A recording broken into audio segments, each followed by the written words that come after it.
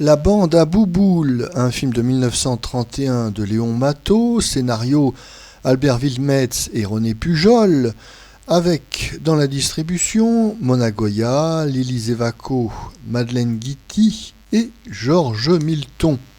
Le sujet. Bouboule, c'est-à-dire Georges Milton, est un chauffeur de taxi, joueur invétéré. Alors qu'il est allé voir à l'entraînement un cheval dont il est copropriétaire, il se fait voler son taxi.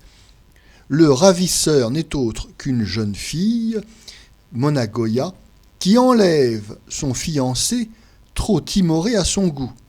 Après quelques exploits, Bouboule retrouve les tourtereaux sur la Côte d'Azur. Notre avis.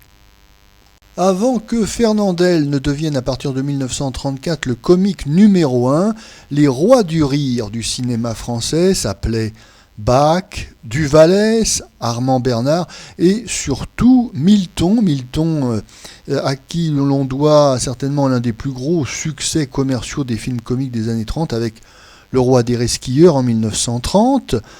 Aventure qui aura une suite avec La bande à Bouboule de 1931, suivi également en 1931 du film Le Roi du Cirage, certainement le meilleur de toute la série. Et puis ensuite, il y aura en 1933 Bouboule, Roi Nègre, Bouboule Ier, Roi Nègre, et en 1939, Prince Bouboule. La bande à Bouboule, deuxième épisode de la série, est réalisé par Léon Matteau, un des vétérans du cinéma français, qui est d'ailleurs un des réalisateurs habituels du comique Milton. Il le met en scène en 1933 dans Bouboule Ier, Roi Nègre, toujours en 1933 Nu comme un ver, en 1935 Le Comte Obligado, un des très grands succès de Milton avec la fameuse chanson La fille du Bédouin. La bande à Bouboule n'est ni pire ni meilleur que les autres épisodes.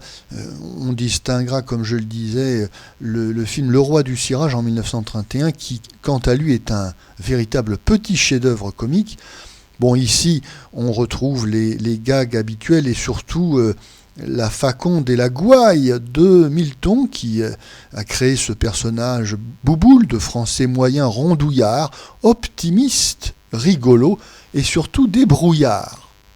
Le film est amusant, il est construit autour du personnage de Bouboule qui enchaîne les morceaux de bravoure. Oui, c'est une succession de petits sketchs burlesques assez rigolos, il faut bien le reconnaître. Et puis, bien évidemment, nous avons droit à quelques chansons amusantes, puisque d'abord, Milton a commencé sa carrière au Café-Concert, et puis, tout au long des années 30, l'acteur comique se doit d'interpréter un certain nombre de petites chansons comiques dans les films.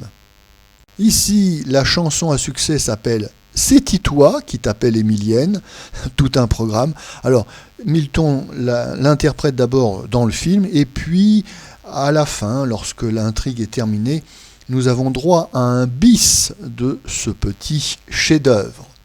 Comme très souvent dans les films des années 30, une partie de l'intrigue va se dérouler sur la Côte d'Azur, notre Californie à nous. Alors soleil, baignade, cocktail, casino. Et oui, puisque nous allons notamment au Palais de la Méditerranée à Nice, nous allons également au Palm Beach. Enfin, nous faisons la tournée des Grands-Ducs de la Côte d'Azur. Sketch comique, chansons rigolotes, dépaysement de la Côte d'Azur, oui, sont bien les ingrédients de la recette du film à succès et, sans surprise, la bande à Bouboule connaîtra un gros succès commercial à sa sortie.